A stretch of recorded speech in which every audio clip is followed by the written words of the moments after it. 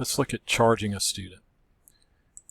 In this case, we'll find the student under the checkout screen. We'll type in help desk to bring up a list of items for which we can charge him.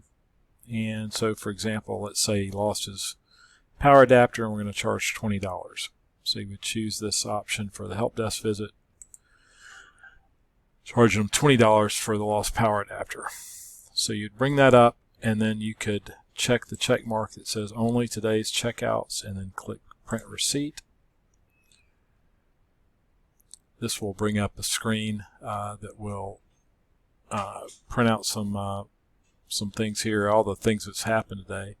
And you could print out 2 copies of this, give one to the student to take home to mom and dad, and then take one to the bookkeeper.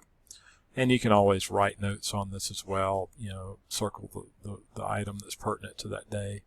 But anyway, that's the way you would handle that. By doing it this way, you actually record it in Destiny, and you also communicate effectively to the student's parents and to the bookkeeper what the fees are.